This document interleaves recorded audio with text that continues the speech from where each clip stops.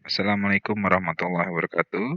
Alhamdulillah adik-adik sekalian, hari ini kita bertemu kembali dalam mata kuliah humaniora dengan topik etika, kedokteran, dan teknologi informasi. Perkembangan teknologi adalah sebuah keniscayaan dengan seiring berkembangnya peradaban manusia.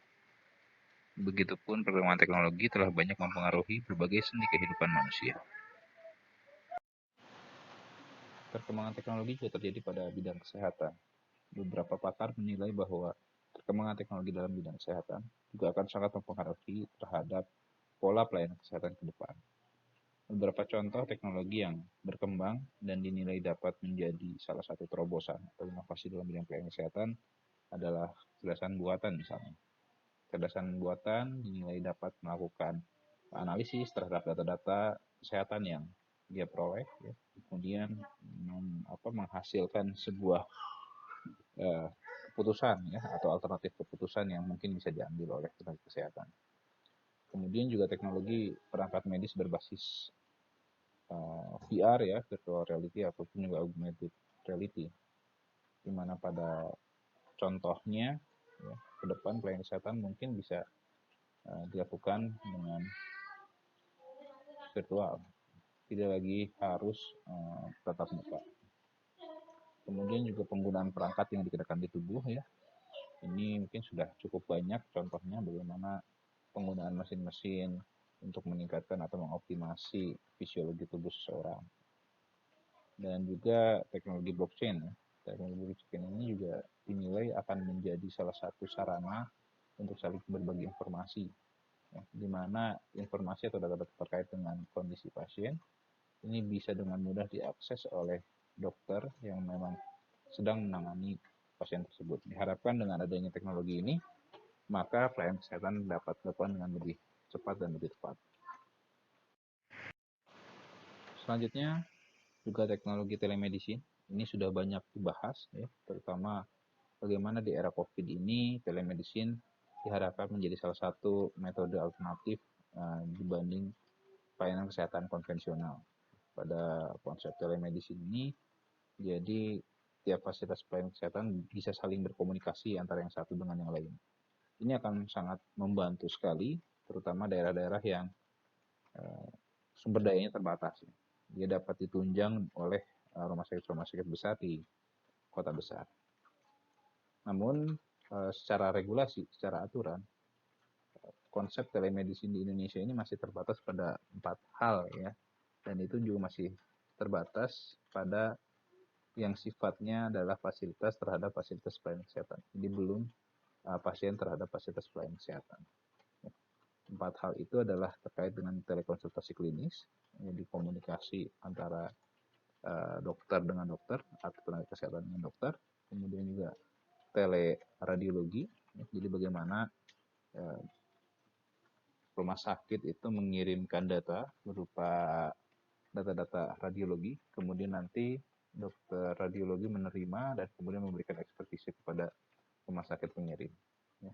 Ada juga teleelektrokardiografi, ini kaitannya dengan pelayanan kesehatan jantung, bagaimana rumah sakit mengirimkan rekam jantung pasien, kemudian diinterpretasi oleh dokter yang menerima, ya, kemudian dikirimkan kembali hasil interpretasi tersebut.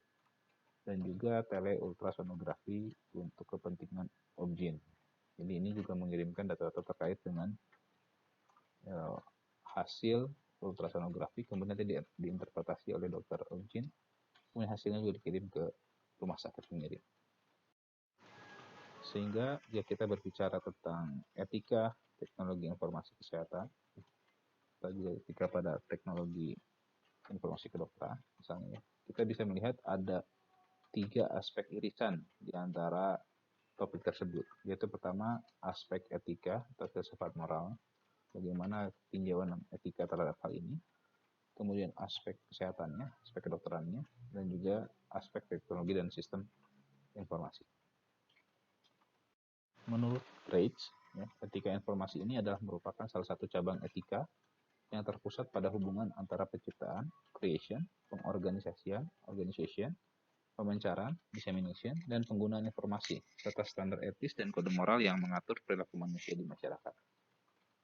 Secara umum, minimal ada 4 hal yang menjadi etika sistem informasi, yaitu aspek privacy, aspek akurasi, aspek property, dan juga aspek aksesibilitas.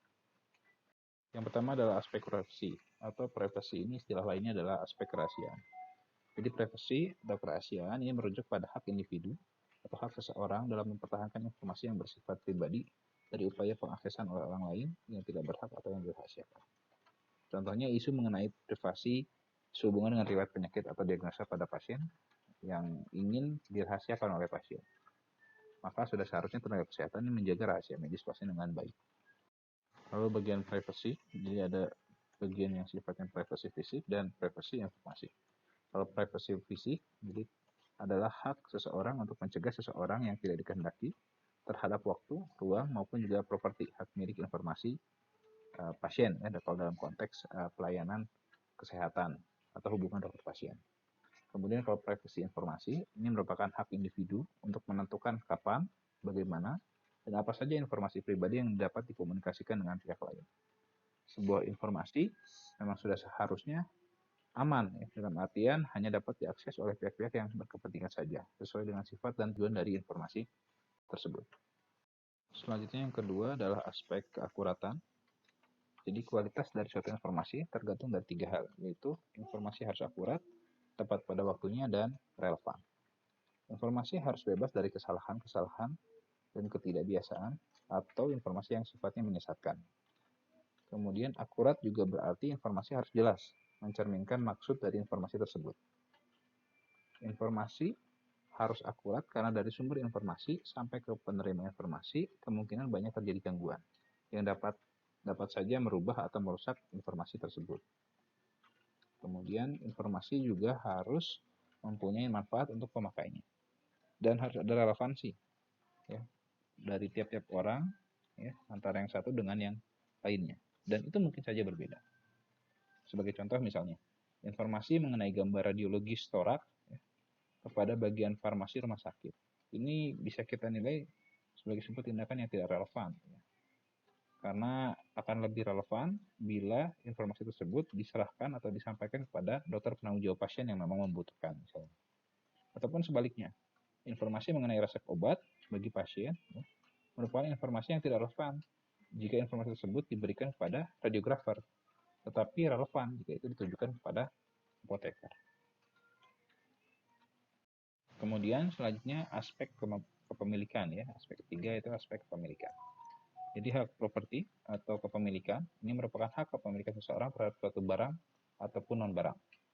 Jadi aspek properti ini berkaitan dengan siapa pemilik informasi, bagaimana sebuah informasi dapat dimanfaatkan, dan siapa saja yang boleh mengakses informasi tersebut. Ya.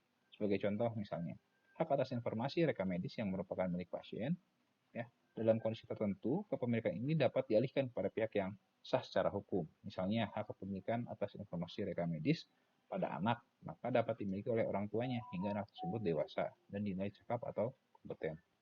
Begitupun juga misalnya hak informasi dalam rekam medis pasien yang memiliki gangguan jiwa, maka hak kepemilikannya itu diserahkan atau diberikan kepada seorang yang berhak atau sah secara hukum, misalnya pada pengampunya atau pada keluarga terdekat. Ini adalah aspek aksesibilitas atau hak akses. Hak ini adalah hak untuk mengakses informasi yang dimiliki. Hal ini juga menyangkut perlindungan keamanan sistem dan juga informasi. Jadi setiap pasien yang berobat misalnya, ya, kemudian ingin mendapatkan informasi terkait dengan riwayat penyakit sebelumnya, maka dia memiliki hak untuk dapat mengakses informasi tersebut. Dan itu diperbolehkan, itu dibenarkan secara perundang-undangan. Namun bagi pihak yang tidak memiliki kepentingan di sana, dia tidak bisa mengakses informasi tersebut, kecuali diperintahkan atau diatur dalam undang-undang. Misalnya dipergunakan untuk penelitian, maka itu diperbolehkan. Dan itu ada kaidah-kaidah yang harus dijaga, ya, terutama hak kerahasiaannya. Ya, jadi tidak boleh identitasnya itu dibuka untuk penelitian. Ataupun juga misalnya untuk kepentingan penegakan hukum, ya, maka pengadilan itu dapat memerintahkan untuk hak hak terhadap akses informasi tersebut untuk dibuka. Tapi memang harus masuk dulu ke pengadilan, harus ada perintah dari hakim, karena itu memang diatur di undang-undang seperti itu. Ya, jadi tidak bisa mengakses tidak memiliki kewenangan atau tidak memiliki kepentingan tiba-tiba ingin mengakses informasi kesehatan orang lain, misalnya itu tidak dibolehkan. Ya. Dan ini juga harus terjamin, harus terlindungi. Ya. Bagaimana sistem yang ada itu harus bisa melindungi kerahasiaan atau data dari pasien. Ya. Hak ini harus dijamin dengan menyiapkan sistem operasional yang baik, ya, yang dapat menjamin bahwa data atau informasi yang bersifat pribadi dapat terlindungi dan tidak dapat diakses oleh pihak yang tidak berkepentingan.